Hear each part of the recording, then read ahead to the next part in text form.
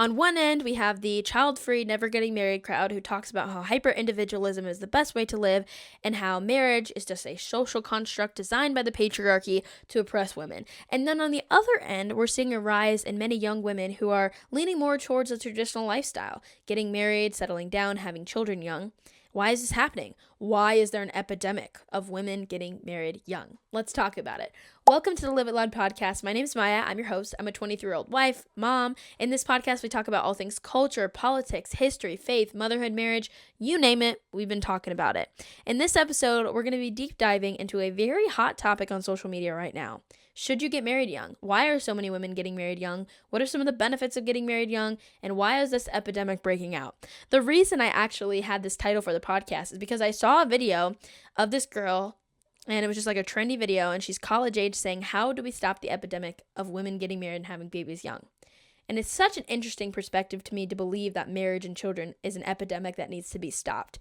And it also goes to show how our culture has been successful in brainwashing women to think that something that is completely natural and normal, that God's design, is something that needs to be stopped and ended because apparently it hurts women, which is so untrue, by the way. I want to talk about why so many women are getting married young and why our culture is shifting towards valuing family and motherhood more. I saw a video on social media the other day talking about how 2026 there's going to be a big baby boom, that everyone's pregnant right now. And it's true. So many people are having children. And we've been fed this narrative by the culture that we're living in a terrible time to have kids, don't have children, it's terrible. And women are beginning to see right through that. The cultural narrative that's been around saying that your 20s is for partying, for dating, sleeping around, hookup culture, doing whatever you want, is not as convincing as it used to be. Women are beginning to see right through that. We've been told by our culture, by media, that living for yourself is more fulfilling than getting married and having children. That partying around in your college ages is so great for you and beneficial for you to do what you want. And women are realizing that it's not fulfilling. And it's true. The Bible also shows us this. And I had a friend tell this to me, and I'll never forget it because it was so hard hitting for me. It's if sin was fulfilling, if living a sinful lifestyle was fulfilling, you would not have to continue to repeat those sinful cycles over and over again. If sin fulfilled you, you would only have to do it once and then you would be fully fulfilled. But it is true. Sin is not fulfilling. And that's how the enemy tricks us into falling into sin. Is if I just do it this one time and then stop, everything will be okay. But sin is addictive. It is an addictive lifestyle, but it's not a fulfilling lifestyle. And there's a reason that God gives us a way to live. It's not to control us, but it's because he knows what's best. It's because he knows what will benefit us the most. And so whether you're a Christian or not, even statistically, if we look at these lifestyles of sin, we'll say, these destructive lifestyles of hookup culture, of, drinking and partying and all of these things, it ultimately leads to death. When you become an alcoholic, you are much more likely to die young and have issues with your body. When you sleep around and participate in hookup culture, you're much more likely to get an STD and have health struggles because of that, or get pregnant outside of wedlock, or get your heart broken. All of these things, all of these sinful lifestyles that we are promised by the culture are fulfilling, actually lead to death. And so there's a reason that God gives us a layout for what is good for us. And it's not to say that everyone should get married young, everyone should have children young. I'm not saying this at all. But I am saying that many women are starting to see through this lie that your 20s is just for living for yourself, because it's truly not. And there are so many benefits of getting married young that many people are not talking about. And so I kind of want to talk about that as someone who got married young, that there are so many benefits to getting married young. And we are watching right now a generation with some of the highest anxiety and depression levels that we've ever seen. If the way that culture tells us to live was truly beneficial, we would see much happier people. But we know that when you live for yourself, it's not beneficial. And we are seeing this rise in this hyper-individualism of, I don't need to be a part of the village. I'm going to do everything for myself. This therapy talk of, I'm going to set boundaries and cut everyone off because this person hurt my feelings, versus learning how to live in communion with the people around you, learning how to forgive and to be a person of community. Everyone wants a village, but no one wants to be a villager. No one wants to be inconvenienced by other people around them. And so when we look at the way that lives are being lived now, we're seeing this huge transition. We're seeing this huge rise in anxiety, huge rise in depression. And it's because our culture is entirely focused on everything for self and nothing for selflessness, nothing for others, living for others. And when you say that, living for others is better, living to love and serve others is a better way to live that will lead you to more fulfillment, everyone's going to be clutching their purse, because our culture preaches the complete opposite message. And, a life that revolves entirely around yourself, it may look exciting on the surface, but for a lot of people, it will end up feeling empty. And the reality is that marriage, specifically, when we talk about the covenant before God, the commitment at a young age, it actually brings so much clarity and direction that our culture is missing for young people. We're pushed away from marriage at a young age because, oh, you'll find yourself by being individual and doing everything on your own. And it's not true. I've learned the most about myself after I got married.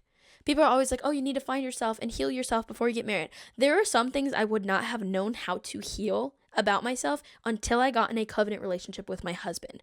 Because when you are with someone who can see parts of you that even you may not be able to see in yourself, you become a new person. Like, it really benefits you in so many ways. And instead of getting stuck in endless dating and low commitment situations, you're building something real with someone who is serious about you. I would not have married my husband if he wasn't serious about me. I knew he was serious about me.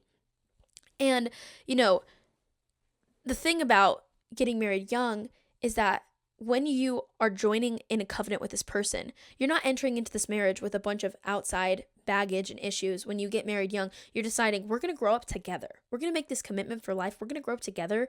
And that's going to benefit you so much more in the long run than deciding to get married older. I mean, not that there's anything wrong with getting married older. Sometimes you don't meet your person until you're older. This is not to dog on people who get married older.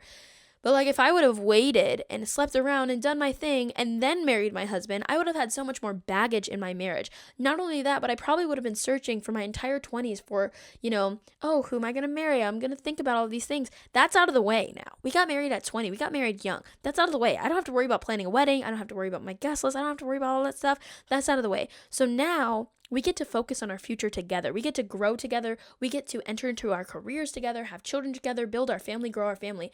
And I think something that's important to note is that our culture is entirely focused on the now. How can I make myself feel good now? What's the best thing for me now? When in reality, for your life, if you want your life to be beneficial, you want to live the best life that you can live, you also have to live for your future. What do you want your life to look like 20, 30 years from now? Do you want to just be getting married, just starting to start your family, just starting to get established?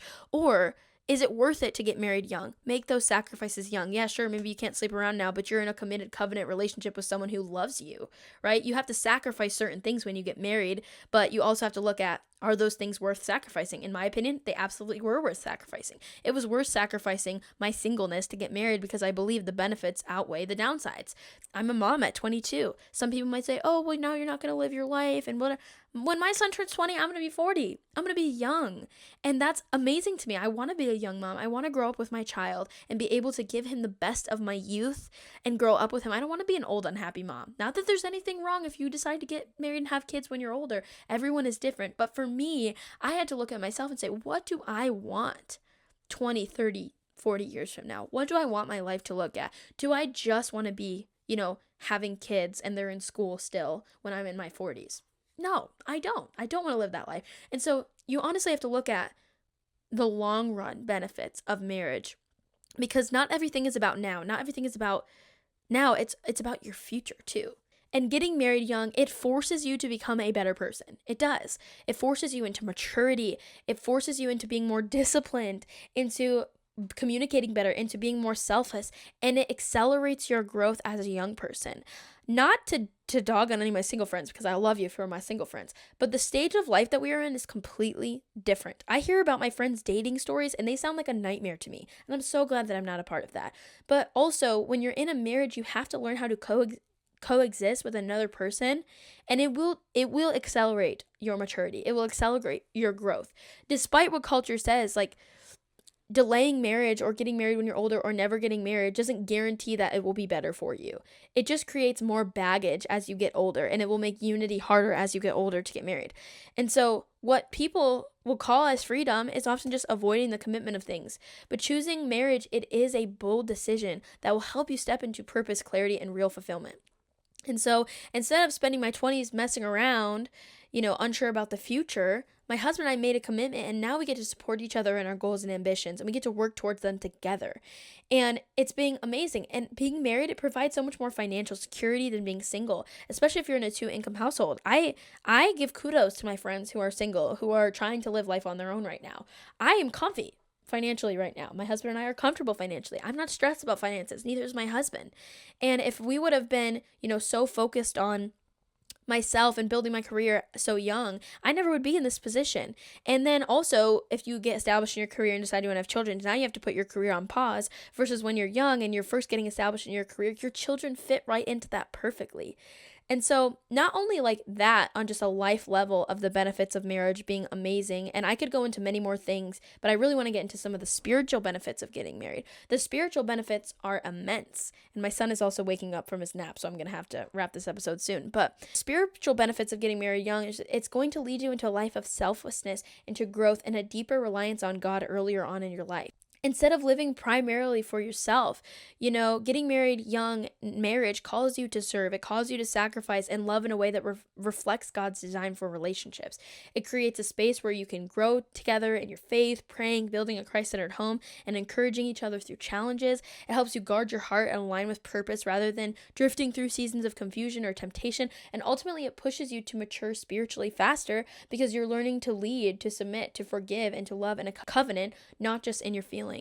And so there's so many more things I could say about this, but I truly believe that our culture has painted this lifestyle of living for yourself as something that is so beneficial and so fulfilling, and women are beginning to see through that having children is more fulfilling, that married women with children report being much happier statistically than women who are unmarried without children. There are so many benefits to having children and getting married, and I think the main thing is that humans are designed for community. We're not designed to live for ourselves. We are designed to be a part of a village, to love each other, to lean on each other through the hard moments. All through our history, we've seen how humans have come together and connected. And so I think the idea of this hyper individualism is so dangerous. It's so dangerous because it disconnects us from one another, and it teaches us to think that anything that requires commitment or any type of inconvenience to help another person is just terrible and hard, and it's so not good for you. But in reality, sacrificing and loving and giving up some of your selfish ambition for others will fulfill you and lead you to a life filled with purpose. But ultimately, the only true fulfillment that you will ever experience in life, obviously there are ways to live that will fulfill you more than other lifestyles, but the only true fulfillment that you can ever get in life is living for Jesus Christ. And so I do want to encourage you that if you're looking for fulfillment, you're not going to fully find that in marriage or having children. You're definitely not going to find that in anything in the world or in sin. The only way that you will find that is by giving your life to Jesus, our Savior, our Lord. And so I could get into a lot of different things about this topic, but I am running out of time, and my son woke up from his nap, and I'd love to deep dive a little bit more into this and the benefits of getting married and some of the stats and all those kind of things, but I am going to have to wrap this episode up. So I will see you guys in the next one. It's been great chatting with you. I hope this episode gave some perspective. I know I was a little bit all over the place. I have a lot of different thoughts and ideas about this that I would love to articulate in another episode, but I love you guys so much. Make sure you subscribe so I can keep this podcast going, and I will see you in the next one. Bye.